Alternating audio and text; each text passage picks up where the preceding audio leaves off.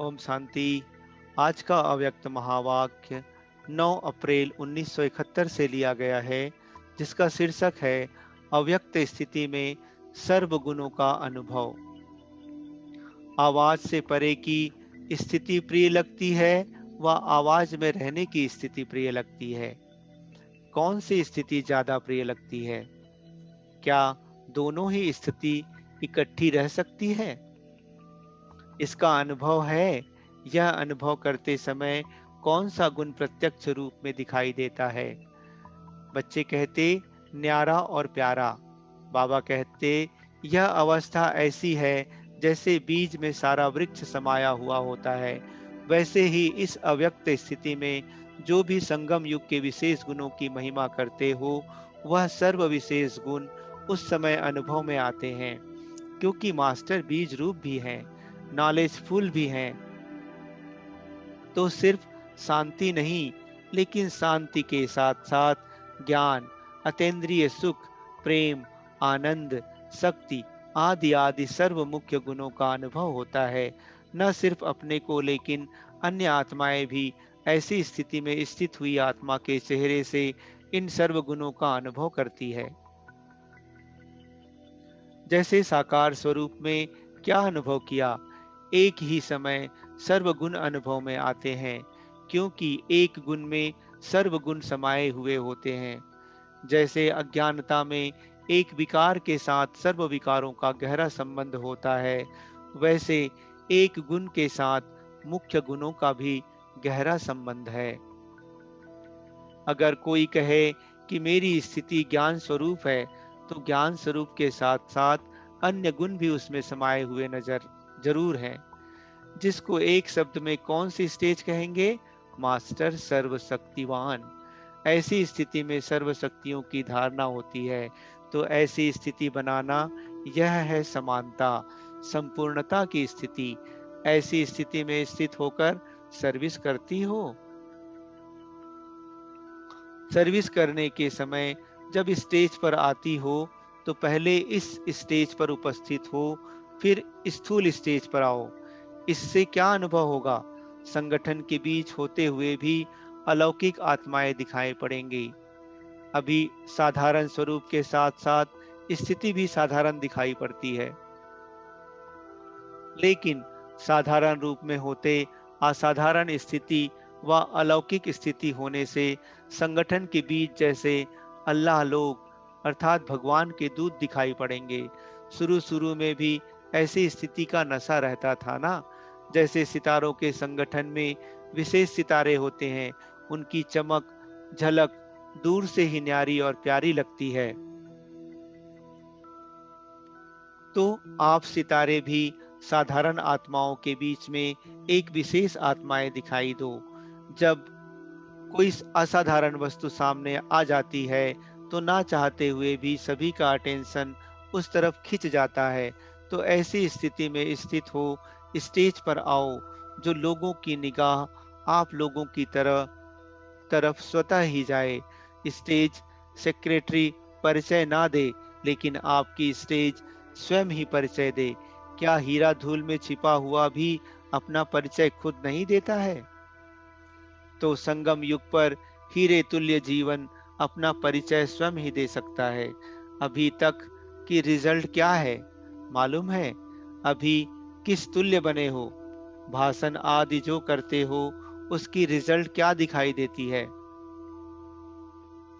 वर्तमान समय में जो नंबर वन प्रजा कहें, वह भी कम निकलते हैं। साधारण प्रजा ज्यादा निकल रही है, क्योंकि साधारण रूप के साथ स्थिति भी बहुत समय साधारण बन जाती है। अभी साधारण रूप में असाधारण स्थिति का अनुभव स्वयं भी करो और औरों को भी कराओ। बाहर मुक्ता में आने के समय अंतर्मुक्ता की स्थिति को भी साथ साथ रखो। यह नहीं होता, या तो अंतर्मुखी बनते हो या तो बाहरमुखी बन जाते हो। लेकिन अंतर्मुखी बनकर फिर बाहरमुखी में आना, इस अभ्यास के लिए अपने ऊपर व्यक्तिगत अटेंशन रखने की आवश्यकता है। बाहर मुक्ता की आकर्षण अंतर्मुक्ता की स्थिति से ज्यादा होती है। इसका कारण यह है कि सदैव अपने श्रेष्ठ स्वरूप वह श्रेष्ठ नशे में स्थित नहीं रहते, इसलिए स्थिति पावरफुल नहीं होती है। नॉलेजफुल के साथ पावरफुल भी बनकर नॉलेज दो तो अनेक आत्माओं को अनुभवी बना सकेंगे। अभी सुनाने वाले बहुत है, लेकिन अनुभव कराने वाले कम हैं। सुनाने वाले तो अनेक हैं ही, लेकिन अनुभव कराने वाले सिर्फ आप ही हो। तो जिस समय सर्विस करती हो, उस समय यही लक्ष्य रखो कि ज्ञान दान के साथ अपने व बाप के गुणों का दान भी करना है। गुणों का दान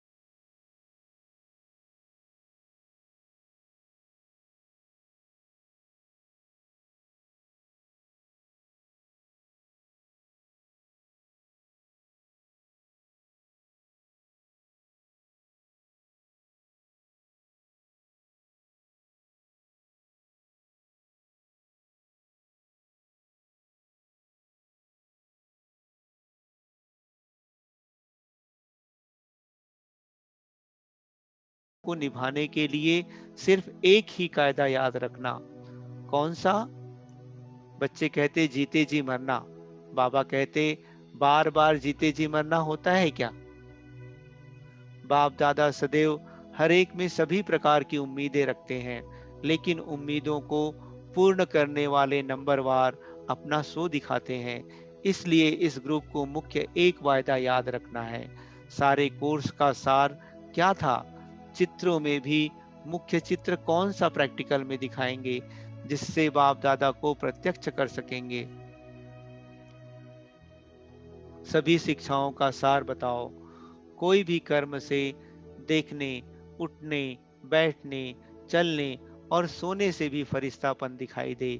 सभी कर्म में अलौकिकता हो, कोई भी लौकिकता कर्म में व संस्कारों में ना हो, ऐसा परिवर्तन किया है। सर्वोत्तम पुरुषार्थी के लक्षण भी विशेष होते हैं।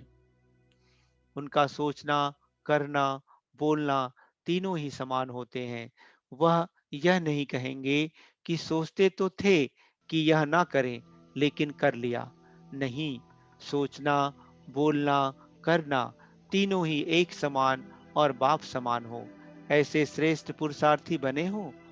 अच्छा, यह ग्रुप जितना ही बड़ा है, उतना ही शक्तिशाली स्वरूप बनकर चारों ओर फैल जाएंगे। तो फिर शक्तियां जय जयकार की आवाज बुलंद कर सकती हैं। संस्कारों के अधीन भी नहीं होना है, कोई के स्नेह के अधीन भी नहीं होना है,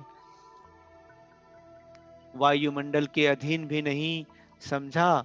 अब ऐसे शब्द मुख से तो क्या मन में संकल्प रूप में भी ना आए कि क्या करें, मजबूर हूं। चाहे कोई व्यक्ति ने व वायुमंडल ने मजबूर किया, लेकिन नहीं, मजबूर नहीं होना है, परंतु मजबूत होना है। समझा? फिर यह कंप्लेन ना आए। अपने पुरुषार्थ की कंप्लेन भट्ठी के पहले कोई निकाली थी? वह क्या थी? निर्बलता के कारण संग दोष में आना। इस कंप्लेन को कंप्लीट करके जा रही हो?